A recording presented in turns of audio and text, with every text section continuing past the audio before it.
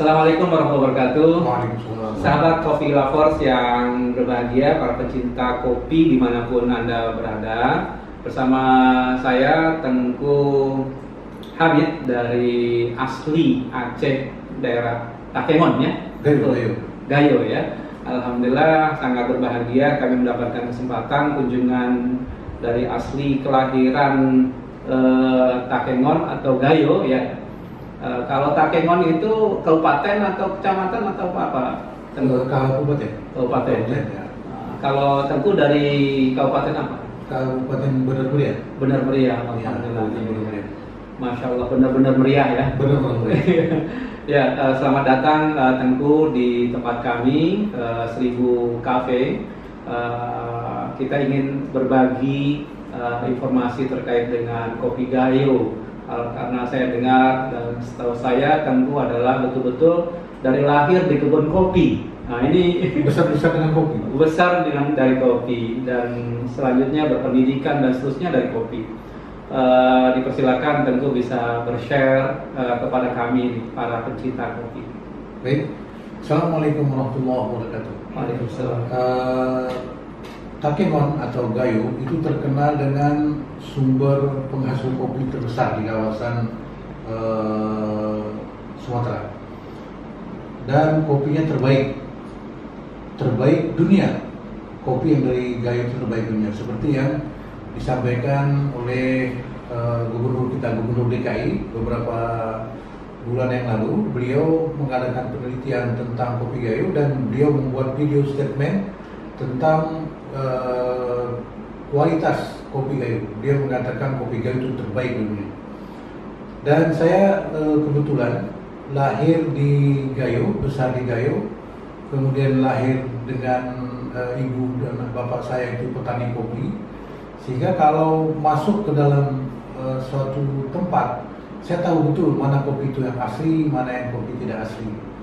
Kalau orang mau bikin kopi, itu saya tahu kopi itu bagus atau tidak, itu saya tahu karena bisa dicium dari aroma kopinya sendiri dan juga dari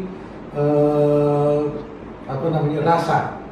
Jadi kalau kita minum kopi itu rasanya itu ketahuan mana kopi yang asli dengan mana yang kopi tidak asli. Aslinya kopi itu pertama sumbernya. Ukuran asli atau tidak kopi itu sumbernya kalau dari tanah yang subur dan ketinggian 1400 mdpl itu kopinya bagus. Kopinya bagus. Yang kedua, jenis kopi itu banyak jenisnya. Ada kopi yang disebut dengan robusta, ada yang arabica. Di arabica sendiri itu banyak model, banyak jenis. Ada namanya long berry, ada namanya lagi yang kopi ateng, ada namanya kopi kopi dari Jawa Timur, kopi Ijen, bukan kopi Lanang,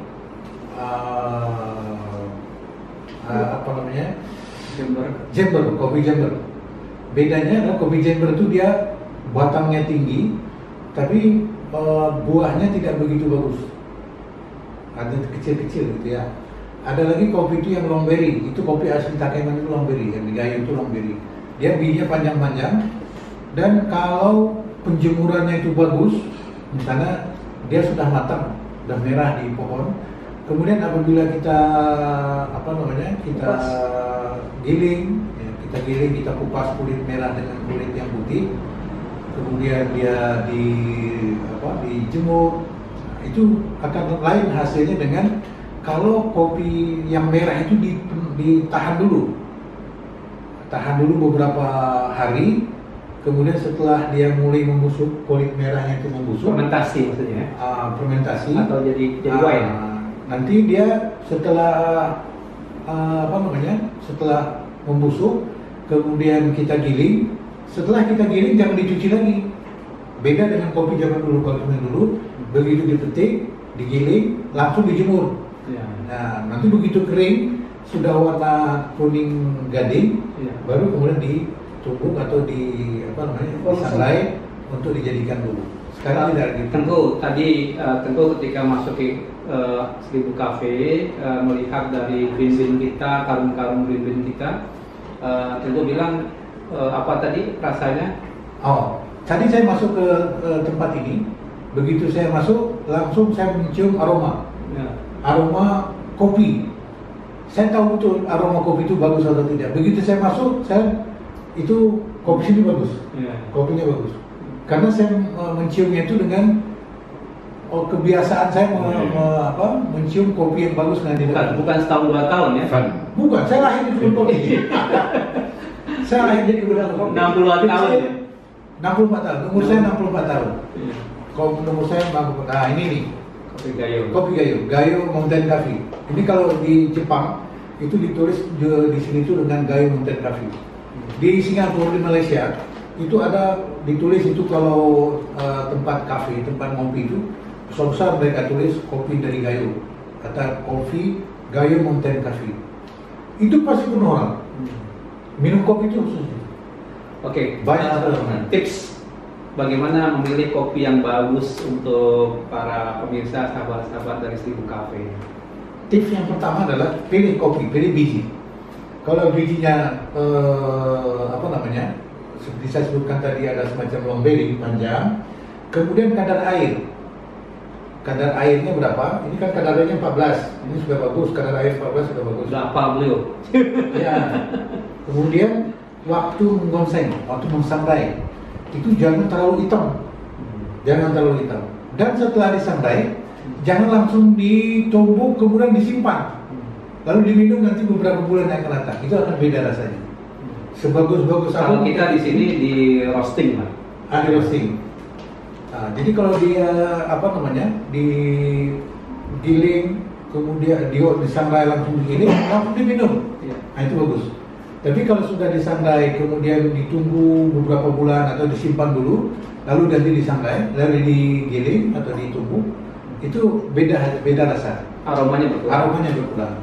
Artinya kafeinnya itu sudah bercampur dengan rasa-rasa yang tidak begitu menarik. Ada dari sahabat kita yang bermasalah dengan mah. Mereka takut kalau minum kopi kemudian mahnya terganggu dan ada deg-degan dan sebagainya. Ini meresponnya apa, Tengku? Oh, ini sebetulnya itu tergantung pada jenis kopi yang kita minum.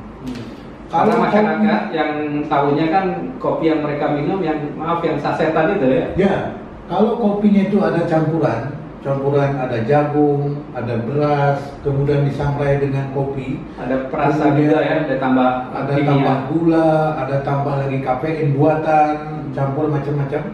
Itu kalau diminum, itu pasti lambung kita bermasalah.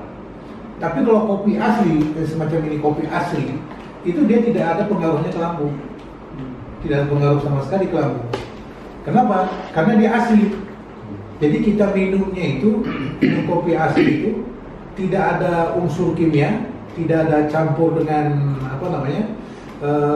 jagung, dengan kafein tambahan, dengan pewarna dan lain. Itu sehat. Yang paling banyak beredar di kita sini itu adalah kopi yang ditambah dengan bahan-bahan lain, kimia, jagung, beras. Kenapa mereka tambah? Karena harga kopi asli itu mahal. Kopi itu kan kebutuhan dunia, dan kebutuhan dunia itu sangat tidak cukup. Apabila Indonesia tidak turun produksi kopi 50% saja, kemudian Brazil di Amerika sana produksi, itu dunia akan kekurangan kopi.